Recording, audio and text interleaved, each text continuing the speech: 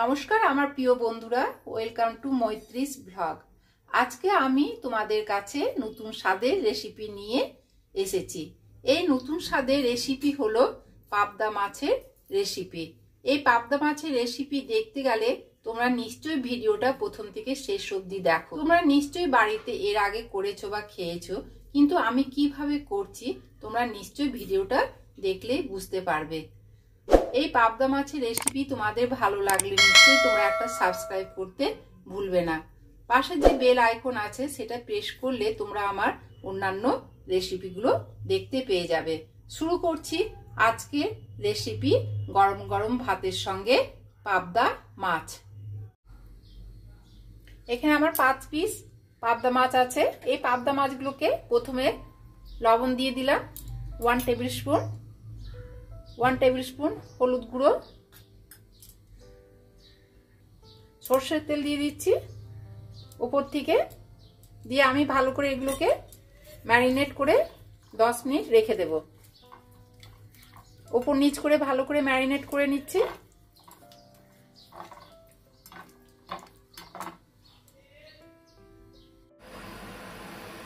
এখানে কড়াই বসিয়ে দিয়েছি, কড়াইয়ের মধ্যে আমি সর্ষের তেল দিয়ে দিচ্ছি। তেলটা এরপরে তেল গরম হয়ে এসেছে, মাছগুলোকে ছেড়ে ছেড়ে দিচ্ছি।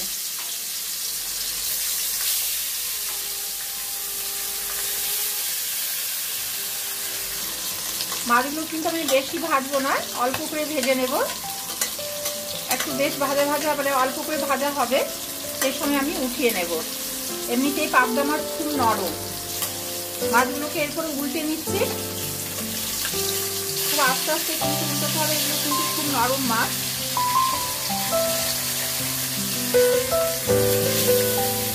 এক পিস হয়ে গেছে, আরেক পিস করে নিচ্ছি।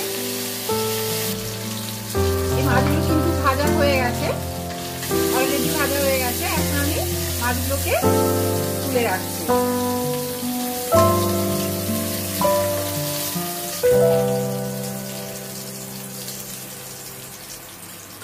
এরপরে আবার এই দুটো মাছকে ভাজতে দিয়ে দিচ্ছি। এ পাশে একটা আমি পেস্ট বানিয়ে নিচ্ছি।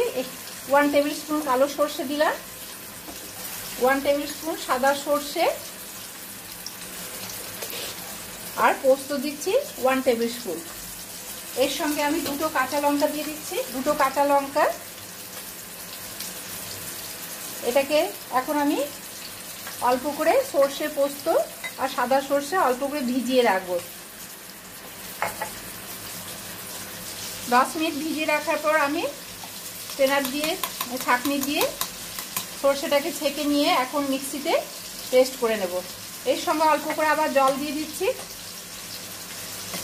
লবণ দিয়ে দেব,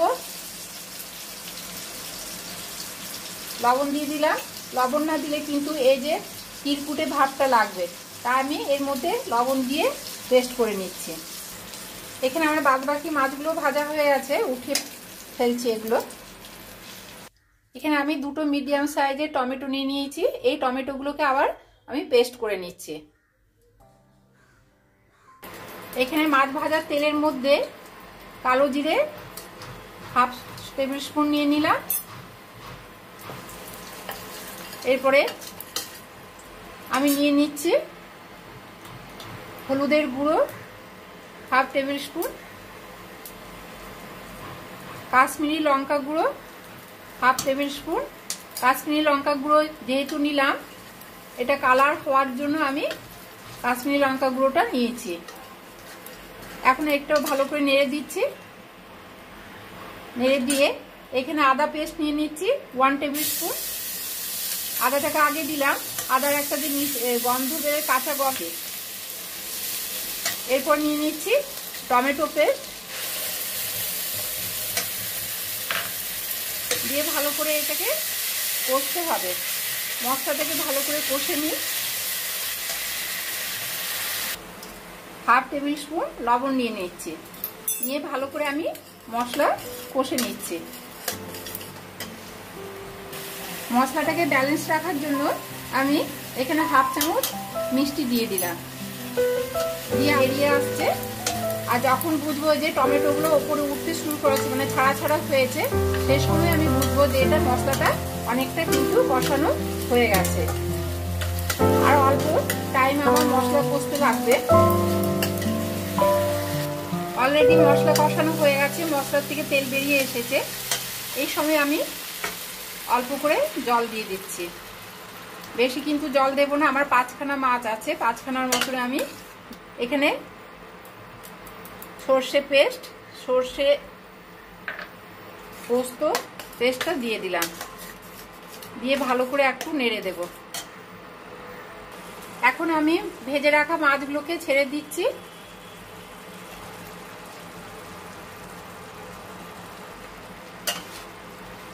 খুব আস্তে আস্তে কিন্তু নেড়ে নেড়ে এগুলোকে সাবধানে করতে হবে। এগুলো কি, এই মাছগুলো খুব নরম মাছ। আস্তে আস্তে কিন্তু মাছগুলোকে উল্টে নিয়েছি। এভাবে উল্টে নিয়েছি যাতে না ভেঙে না যায়।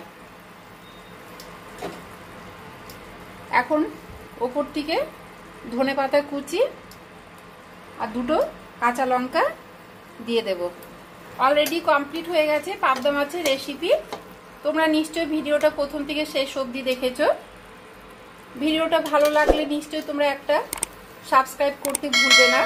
পাশে যে বেল আইকন আছে সেটা প্রেস করলে তোমরা আমার অন্যান্য রেসিপিগুলো দেখতে পেয়ে যাবে। আজকে এই পর্যন্ত, পরের রেসিপি নিয়ে আবার তোমাদের কাছে ফিরে আসবো। তোমরা ভালো থেকো, সুস্থ থেকো।